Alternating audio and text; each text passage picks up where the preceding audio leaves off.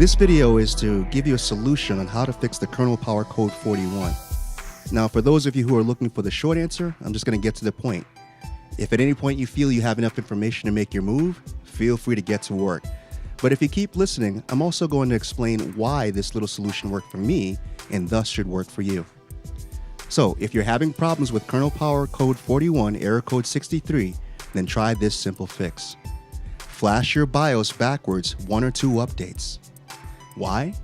Because most people update their BIOS just because there's a new one available, not giving much thought as to what they're really doing.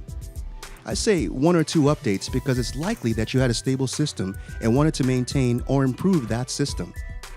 You might have looked around and found that there was a new BIOS available, and without hesitation, poof, you flashed your BIOS. Now, to be fair, some may have to go backwards a few more updates. The easiest way to tell how far back you need to go is to simply think about your PC and when it was the most stable. Most manufacturers keep BIOS updates available for years. Asus is very good at this. I can go back to my very first BIOS. If you can't find it online, do you have the original driver disk from your manufacturer? Now, to understand this, think of your computer as the human body.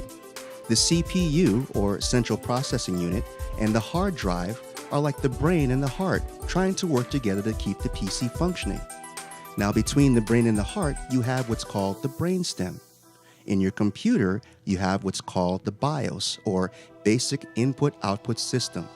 This is where the communication process takes place. Simply put, if you disrupt the BIOS, you disrupt the system, much like disrupting the brainstem between the heart and the brain.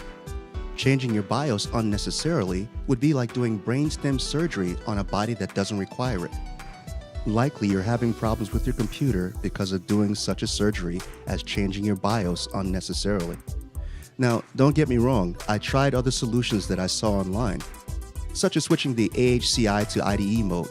What that did was cause me to lose some of my data rate capabilities. Then I changed my power options, and that really had very little effect, if any.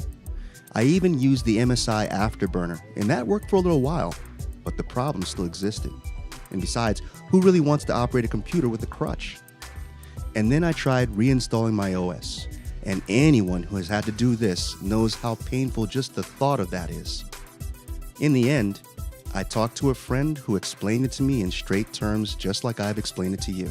Changing your BIOS is like trying to change your brainstem. If it ain't broke, don't fix it. And remember, whenever you do your BIOS flashing, whether forward or backwards, save all of them. You never know when you're going to need them. The only thing this will cost you is a little bit of space on your drive and the time it takes for your computer to flash.